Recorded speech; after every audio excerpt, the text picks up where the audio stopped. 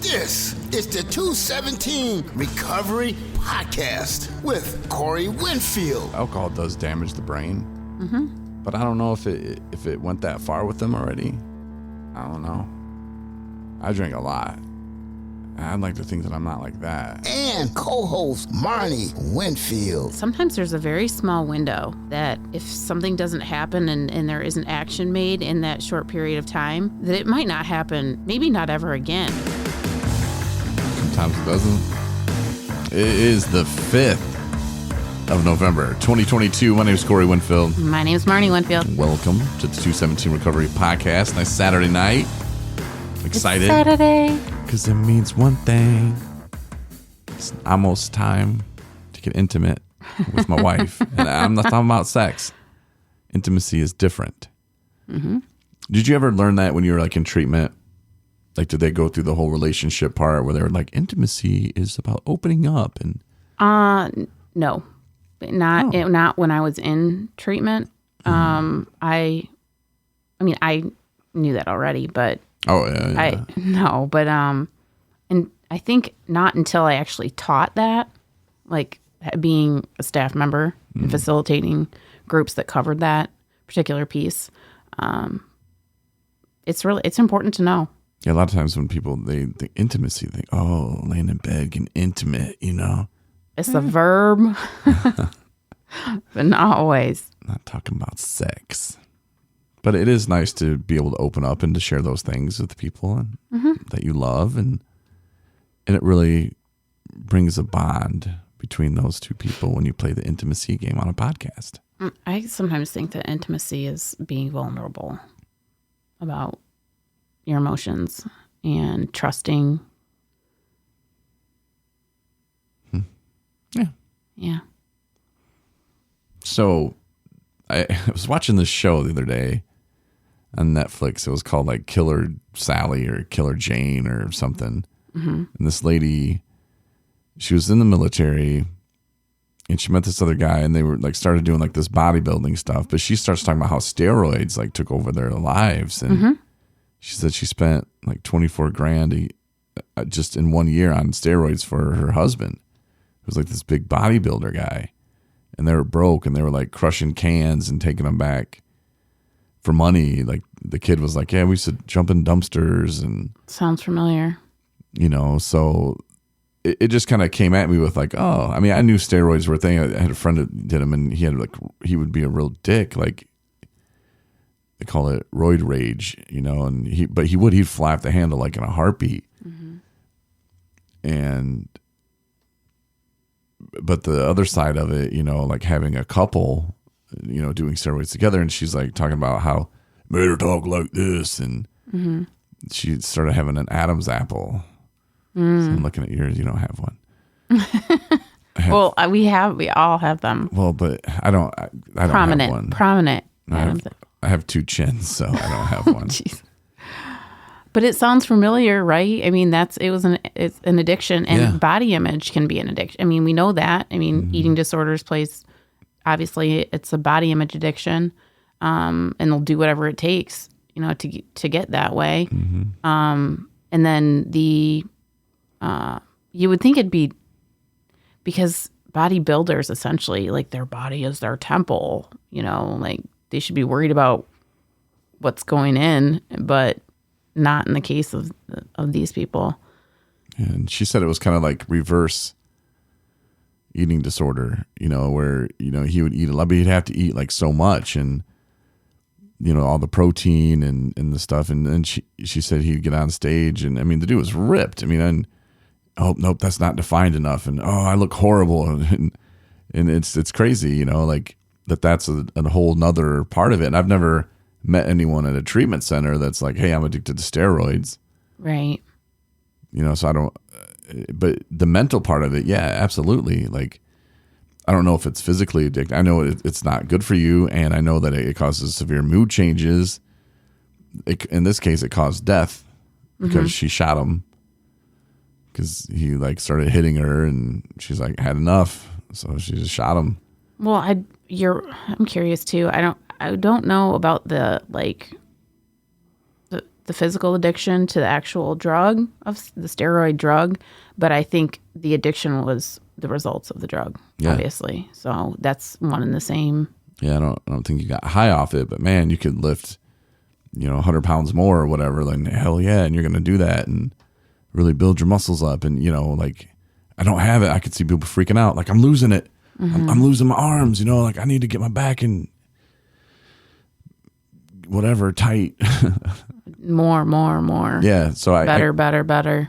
I can see that, but it didn't really occur to me until I watched that. Like, I started like putting two and two together, and I'm like, well, okay, that is like kind of a deal. And then the fact that like I said, I've never met anyone at a treatment center. Like, if you were addicted to steroids, could you reach out for help? I'm sure you could. Yeah, because it's not really you're addicted to the drug, but when your mind's addicted to that, right? And they tell you, oh, you can be addicted to lifting weights, you can be addicted to church, and well, it consumes your everything about it. Runs your thoughts. And I can see where, because there are a lot of people that will stop using, stop drinking, whatever, and they will go to the gym and they'll start feeling better. But if the opportunity came across, hey, why don't you do this, man? Oh, it's safe. I mean, people will tell you, oh, it's safe, it's cool, it's good, it's legal even, but you can't buy it in the store, just so you have to buy it from me. Just try it. And then they try it and they're like, man, that was great. And man, I'm getting buff quick. It seems like it'd be very easy to fall back into that. Yeah. So that's just kind of a be careful. If you want to go lift weights, hey, go lift weights. But you don't need that supplement, right? To get to that next level. Oh, I'm just going to do it for a month. I'm just going to do it for a couple of weeks. Look at the track record. Like, did that work out when you tried to drink or use just this one time? Or, oh, I can do it again after a year or 2 years. Or I don't know. It just doesn't work. So just be very, very careful. Yeah. Of course you can do whatever you want. It's your life, but I'm just saying, like, that's something to just look out for. Yeah. So just eat ice cream. Don't go to the gym. Just eat ice cream and donuts and muffins. And then die from a heart attack being obese. Well, I got our vices. Progress, not perfection. That's right. But since it is Saturday, there's something special that we do on Saturdays, and it's tonight on the Intimacy Game. It's Saturday night, and that means one thing. They're both gonna answer questions honestly. It's time for the Intimacy Game. Corey and Martin. Draw a question from the box and we're gonna answer it honestly.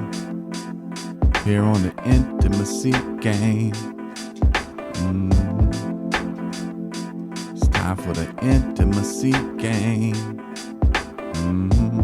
Worst intro in podcast history. Made in 4 minutes. But you will sing it in the shower and you'll be like, why am I singing it? I know. I was like humming it after. It takes me a good hour or so to get it out of my head after we play it. It's ridiculous. I apologize. It is ridiculous, but it's funny ridiculous. But no, this game, it's the Intimacy Game. You can pick it up wherever Marnie picked this up. I would assume Amazon. You got a little wedding anniversary gift. It's a really good gift to give people for like people's anniversary. Yeah. If other people give people, like you're significant. Yeah, it just sat on my desk for a year. And then it was like, hey, let's use this and play it on the, and we don't look at them before, like we just draw them, and then we're like, all right, let's read a card. You read it to me, and I'll read it to you, and you can go first. All right. So I like this. What's one thing you'd like to get better at over the next year? It's not saying sex, because that's just stupid. One thing I'd like to get better at is videos, filming the videos. I can definitely say that's what I thought your answer would be. Okay. What would you like to get better at in the next year? See, this one's a little unpredictable for me because there's so much that's going to be happening, like with me, my employment and things for the next year. So when it come August, I'll be graduating with my master's in social work. So that means I'll be a limited license MSW, which means I can. I know. So I can be a practicing therapist underneath, obviously, already a licensed master social worker. So I don't know. It's kind of like I'm nervous about my schedule is always a big thing for me, is like managing my time, and I'm doing the best I can with it. And I think I'm doing a pretty good job. So wanting to say I want to get better at it, I think it's more of a maintenance thing and making sure I stay on top of that. So, and I think better at is making sure I'm figuring out self-care stuff and like boundaries, like being able to say, yeah, no, I can't do that. Or let me think about it. To your coworkers. To my coworkers. Not to your husband. Not to my husband, no. Because, you know, we fall into this trap of being yes people, you know, where they're like, can you do this? Can you do this? Would you be able to do this? Can you cover this? And, you know, you want to, at least me, you know, I always want to be able to help and I always want to be able to back people up. But sometimes you just need to know, like, if you're too stressed or strapped. And the thing is, too, is that always cuts into your self-care, personal time. It never is like cutting out time from your other employment responsibilities. Right. It's always something that cuts into something that's supposed to be for you. So just be mindful of that. And I need to make sure that I continue doing that. Okay. Yeah. Here's my question. Very similar because we both drew yellow. Should I take a different? I'm gonna take a different take a different color. Because this was like pretty much the same thing. It just added 2 years. Oh. I know. And you would answer that same question over again. Yeah. Oh, Jesus. What? I don't know if it's good, though. I mean, just sneak a peek at another one. I thought we weren't going to do that. That's okay, though. All right, here we go. This is a good one. Okay. When was the last time a scent reminded you of a childhood memory? Share that story with me. Let me think. You smelled something and you were like, oh, I remember that. So this is kind of weird, and I'm just going to bring this up because it's not like it was like a shocking thing, but so my dad, when my parents divorced, my dad took us on this big getaway to like Europe, to travel Europe, and we ended up in Holland, and he had a college roommate that lived there at the time who had been employed there for part-time or whatever. Not Holland, Michigan. No, obviously. Holland. Yeah. Country. No, the country. And they used to make these things called Stroop waffles, and you actually can buy them here packaged like at specialty stores, and sometimes you'll run across them at like Meijer and Walmart and like weird spots. But they're like cookies with like syrup and stuff in the middle. Ew. And for whatever reason, like one of the times you made me pancakes the last couple of weeks, and you make them for me quite a bit, actually. Thank you. And it occurred to me when I was like making them and I could smell the syrup, I was like, oh man, I'm like, and they were so good. They were so good. The pancakes, yes, they were always good. But when we got them there, I mean, I was a kid, so it was like candy, you know, and like they're chewy, and like they would make them on this grill, like in front of you. So they were like all hot and hot off the press. And that reminded me of that. And that was a good memory. That was a good trip. So good. I don't know how to answer that question. I guess, like, whenever fall comes around, it kind of reminds me of, you know, playing in the leaves and stuff like that. So I do love that.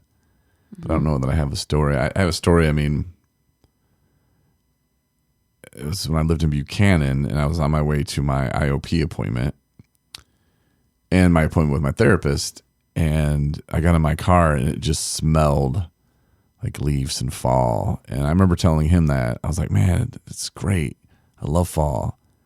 And he said that was very important, you know, that I was connecting the smell of fall to like good childhood memories and, you know, school and, you know, just all that stuff that I didn't really enjoy school, but just that time of year, you know, it's like getting back into school, because at first school starts and everything's awkward. You get new classmates and this and that, and you get a schedule, but you get your schedule down, and it's about Halloween and everything. Everything's falling into place. Literally, like falling in leaves. I get it.